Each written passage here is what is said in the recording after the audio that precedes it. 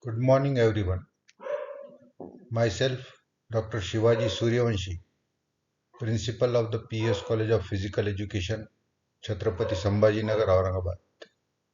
Today, here I am in front of you for the seminar. This seminar is presented for the 16th Faculty Induction Program of UGC HRDC MMTTC of Dr. Babasaheb Ambedkar Marathwada University. The seminar's title is Sheldon's Somatotypes Implication for Sports Performance. It is an analysis of constitutional psychology and biomechanical advantages in competitive athletics. Welcome for this seminar on Sheldon's somatotypes and their implication for sports performance. For decades, coaches and sports scientists have asked, is an athlete born or made? While training is vital, today we will explore how our biological blueprints, our body types provides the foundation upon which all athletes' success is built. Here is the historical context. Before we look at the athletes, we must look at the history. In the 1940s, Dr. William Sheldon introduced a taxonomy of human physique. While he originally tried to link these body types to personality traits, a field called constitutional psychology, modern science has moved past his psychological claims. However, his physical classification systems remains a cornerstone in sports physiology for understanding human potential. Origin and modern view. Origin of the theory. The core of Sheldon's theory lies in the difference between our genotypes, what is written in our DNA, and our phenotype, which is how we actually look after diet and exercise. We must remember that while we can change our muscles mass or body fat, we cannot change our skeletal frame or where our muscle attached to our bones. This starting line is what we analyze when we talk about somatotypes. William Sheldon introduced the concept of somatotyping in 1940s. He attempted to correlate body types with temperature, temperament, a theory now largely discredited in psychology but highly relevant in physiology and sports sciences. Genotype versus phenotype means while Sheldon focused on fixed genetic traits, genotype, modern sports science acknowledges the plasticity of the human body, that is phenotype. However, the somatotype remains a useful baseline for identifying biomechanical predisposition.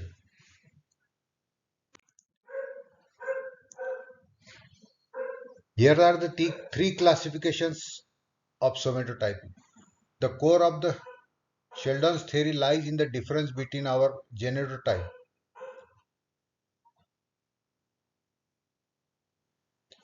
The three classification shows Sheldon identified three primary components. First, ectomorphy, characterized by linearity, thinness, and a light frame. Second, mesomorph, the classic athletic build, defined by a predominance of muscles and bone density. And the third one is endomorphy, characterized by roundness and a high capacity of mass storage. Most people are not just one of these. We are a blend of all three. Ectomorphy, predominance of linearity and fragility, low body fat, high bone structure, and difficulty gaining mass. Mesomorphy leads to predominance of muscles, bone, and connective tissues. ideally suited for strenuous activity and power output. Endomorphy belongs to predominance of soft roundness and digestive viscera, higher potential of absolute mass and strength, but prone to fat gain.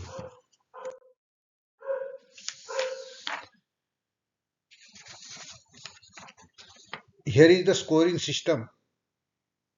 Sheldon assigned a three-digit score, endo, meso, ecto, to quantify physique. To make this scientific, Sheldon used a 1 to 7 scoring system for each category. An athlete's somatotype is expressed as a three-digit code. For example, a 171 is a pure extreme mesomorph, all muscles, no fat, no lankiness. A 444 represents the balanced average of the general population.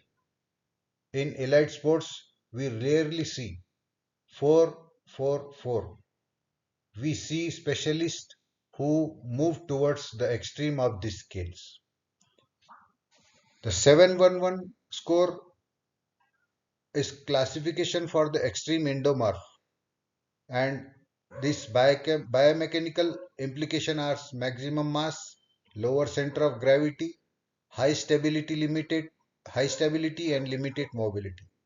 The score 171 shows the extreme mesomorph, and biomechanical implications shows maximum power to weight ratio, high explosiveness, dense muscle, and 117 extreme ectomorph, maximum efficiency, heat dissipation, minimal dead weight. And the 444 score classifies the balanced one. And the biomechanical implication shows the average physique with no distinct biomechanical advantage or disadvantage.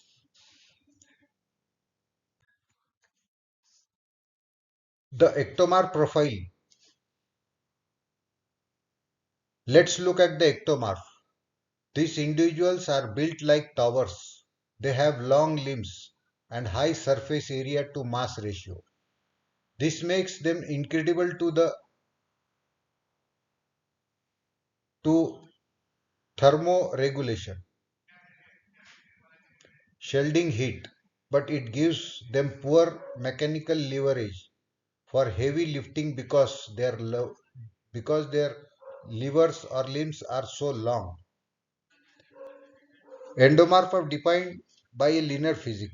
Biomechanically, they possess long levers, limbs, which can be advantageous for reach but disadvantageous for moving heavy loads due to poor mechanical disadvantage.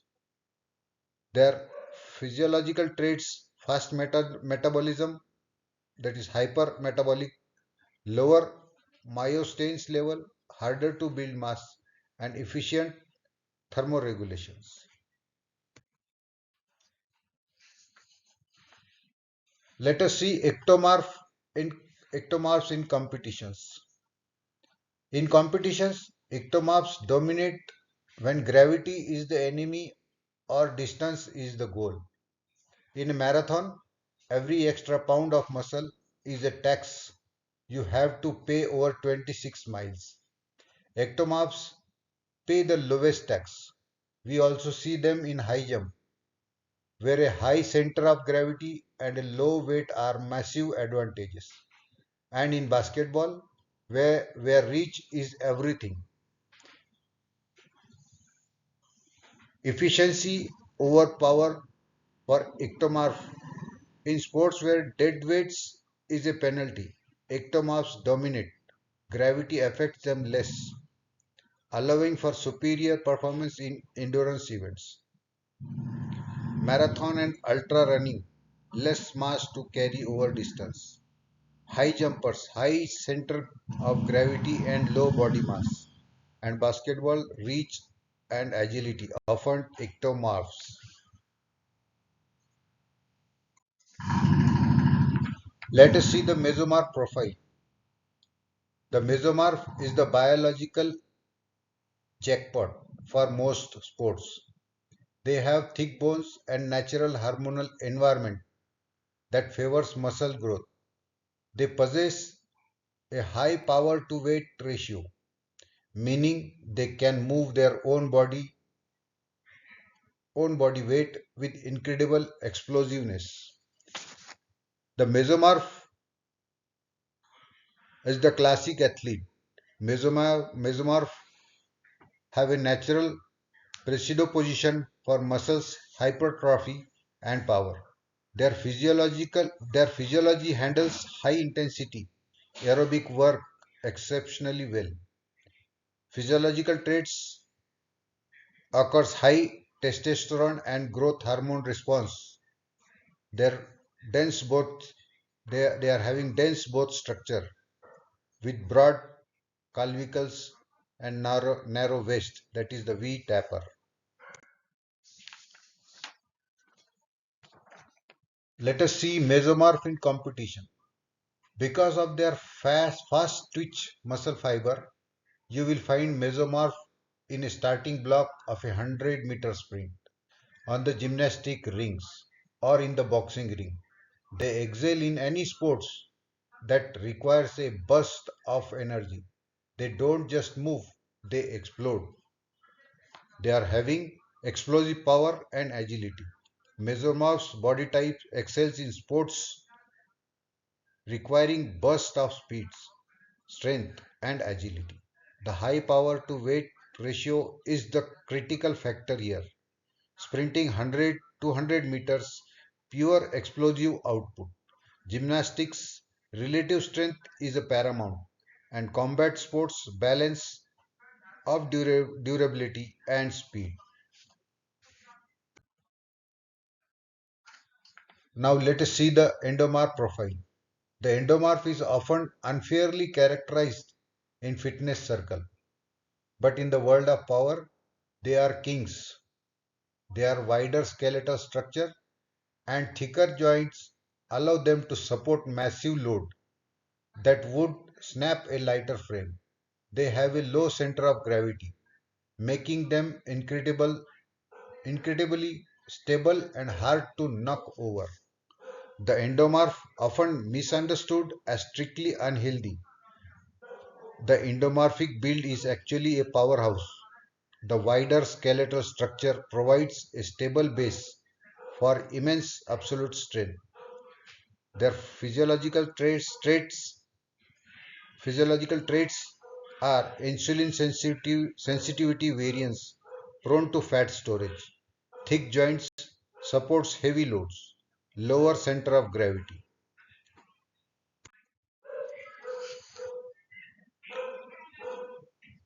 Let us see endomorph in competition. Where does this matter? In the trenches. Think of an American football lineman or a rugby prop. When two forces collide, the one with more mass and lower center of gravity usually wins. They also dominate in strongman competition and shot put, where absolute force production is more important than running speed.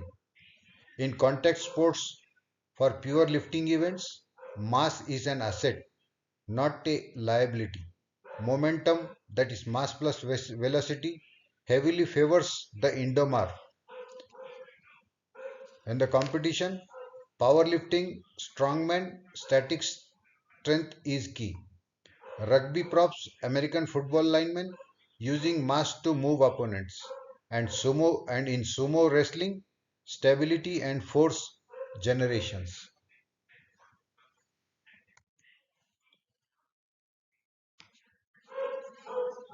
Let us see somatotype distribution by sports. Here is the performance comparison chart. If we look at this data, we see a fascinating trends. Elite athletes across almost all power sports have a high mesomorph scores, usually 5 or above. However, the side scores vary. A marathoner might be a 145, while a shot putter might be a 661. This proves that while muscle is a baseline, the ratio of your other traits determines your specific athletic niche. This data highlights that while mesomorph is a common across most power sports, the ectomorph and endomorph scales vary drastically depending on the need for speeds versus mass. Here is the critical analysis and conclusion of this seminar. To conclude, we must acknowledge that Sheldon's theory is a tool, not a cage. You are not trapped by your body type, but you are influenced but you are not trapped by your body type, but you are influenced by it. Modern coaching uses somatotyping for talent identification, helping a child find the sports that fits their frame rather than focusing a frame into a sports it was not built for. Limitations of the theory of Sheldon's originally psychologically links are pseudoscience. Furthermore, few people are pure types. Most are hybrids. That is example for that is endomorph mesomorph. Diet and training can significantly alter a phenotypical presentation. And this practical implications, despite limitations, somatotyping remains a valid tool for talent identification. Recognizing a young athlete's biomechanical predisposition allows coaches to tailor training program and select appropriate event for maximum success.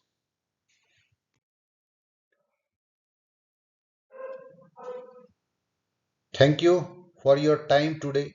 I would like to open the floor for any questions regarding how we can apply this classification to the modern training or specific sports. If anyone's having questions, may please ask the question on my YouTube link. Thank you. Thank you so much. Here are the image sources which I have been used for my presentation. Thank you. Thank you so much. Thank you very much.